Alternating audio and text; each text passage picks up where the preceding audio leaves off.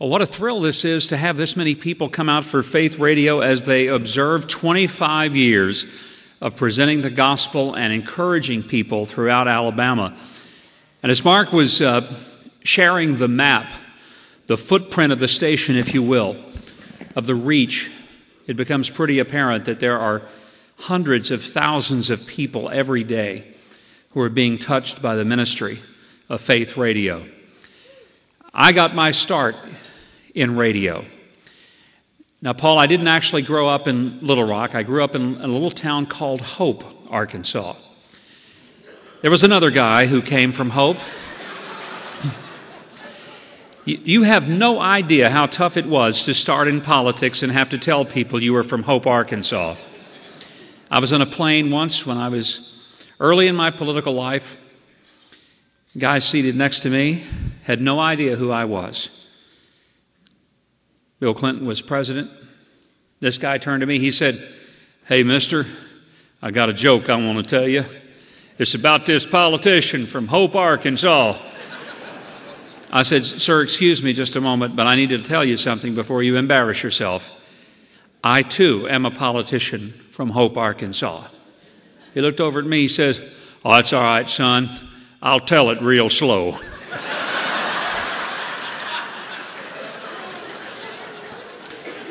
I want to be quick to tell you that the similarities between that other guy from Hope and me ended at about the point of the hometown. But I had my first job in Hope, Arkansas, working at a radio station, a little 1,000-watt AM daytime radio. Nothing like a 100,000-watt station. Why, that would have been unthinkable for me as a kid growing up to think I'd ever be on a 100,000-watt station. But I love radio. And I had a manager who used to tell us, read it in the paper tomorrow, watch it on TV tonight, or listen to it on radio right now. And that was the motto he drilled into us. I was all of 14. I'd barely turned 14 when I started to work at that radio station. I was so young that I had to either ride my bicycle or have my parents take me to the station to go to work because I wasn't old enough to drive. And I look back and I realize what a tremendous impact it had that a man would give a 14-year-old kid a job like that on the radio station and actually give me a key, because on the weekends I would open up the station and turn it on and sign the thing on at 5 in the morning. Now, I want you to understand something. As I look back, I wonder, how crazy was that man? I've got a son who's 32 years old right now. I wouldn't give him a key to a radio station if he was bonded. And here I was at 14 turning it on, and I had some terrific experiences. I often have said that God used that magnificent human being, his name was Haskell Jones, who saw something in a little kid and gave me a chance. And what you will not believe is that growing up, I was so timid.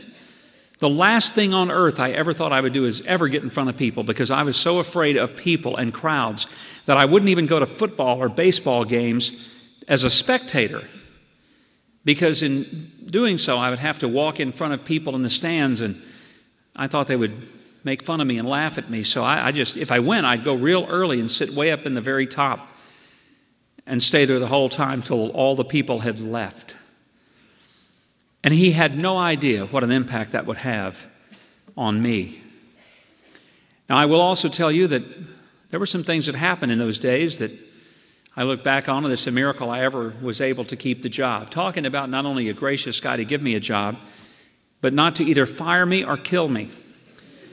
One Sunday morning, I was working the early morning shift, and Sunday mornings at the little radio station in Hope, Arkansas, essentially was having one preacher after another. We called it tag team preaching.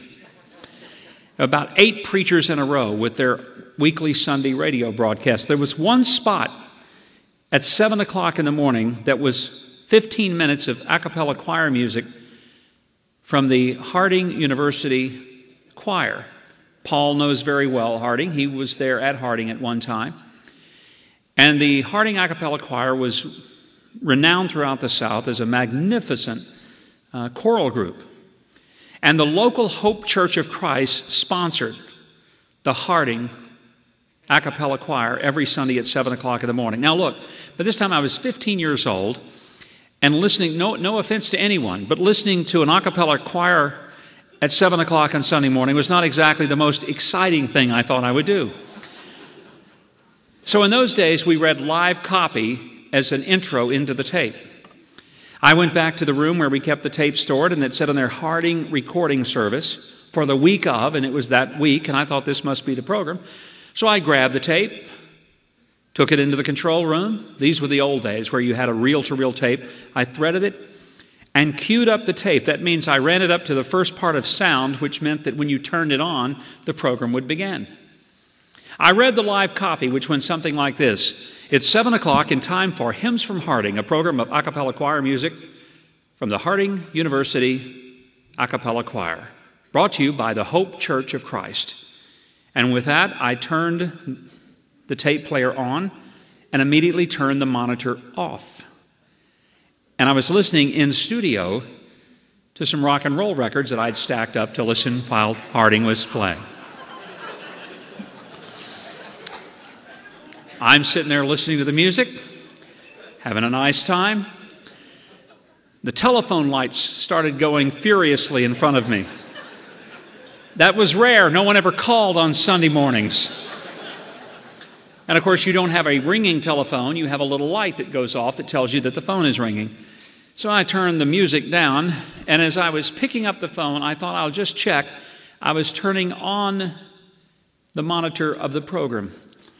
About that time, Haskell Jones was on the other end of the line, and he said, in that wonderful golden throat of his, "Mike, what's that doing on?"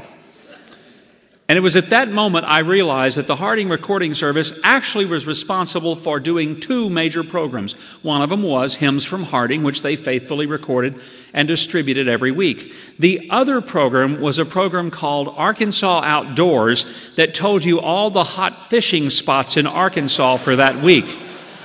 I didn't know that until that moment, but for the past 9 minutes, I'd been telling people where the crappie were biting and where the bass could be caught in Arkansas on some of the best lakes, all sponsored by the Hope Church of Christ. I don't know how many people from the Church of Christ we have here, but I don't think I even have to explain it to the Baptist. That ain't good when you do that. I worked my way through high school, and when I went to college, I landed a job at a radio station. I worked 40 hours a week in a local radio station in the town where I went to college. I carried enough class hours so I could get through with my degree in 2 years and 3 months, and I tell people I didn't do that because I was really smart. I did it because I was so dirt poor. I couldn't afford to be there for 4 years, and I was paying my way. And back in those days, you didn't pay by the hour, you paid by the semester, so it was like an all-you-can-eat buffet. And if you could take 20 hours, it was the same price as taking 12. I couldn't understand why anyone would take 12 when they could take 20 for the same amount of money, especially when I was paying for it. So here I was working at this little radio station. I worked late nights and weekends. And one Saturday morning, I went in, I signed on the station. I'd been on the air for close to 2 hours. It was getting near 7 o'clock. And I'd read news, I'd done weather, I'd done sports, I'd been playing music. And the phone, I could see the light going. Once again, not too common to get a lot of calls early in the morning, a little 1,000-watt station in Arkadelphia, Arkansas. I picked up the phone, a little lady on the other end said, "Y'all aren't on the air this morning." I said, "Excuse me? How come you're not on the air this morning?" I said, "Ma'am, we are on the air this morning." "Well, you're not at my house?" And as I hung up the phone, I thought, what a nut. Not on at her house. Maybe your radio's busted, lady. And as I was thinking what a goofball she must have been to call me and tell me that we weren't on at her house as if it was the only house in the whole world, I happened to look up, and through the glass window of the studio, I looked at the transmitter. And I just remembered something. I forgot to turn it on. Now, two things occurred to me. Number one, I had a lot of commercials to make up for to get in that logbook so that I didn't get in trouble for not having run them. And the other thing that occurred to me was that I'd been broadcasting to myself for 2 hours and only one person noticed. I think all of you can be very happy with the fact that more people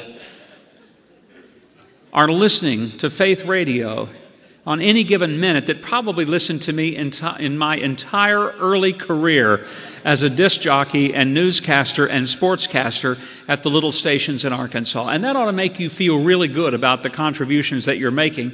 When I think about all the people that paid really good money to buy ads on those radio stations, and it made such a huge difference that nobody even called when we weren't on the air, I can only imagine that the fact that you're getting letters from as far away as Orlando, Florida, with life-changing stories must indicate that it's a pretty good investment to be involved with Faith Radio.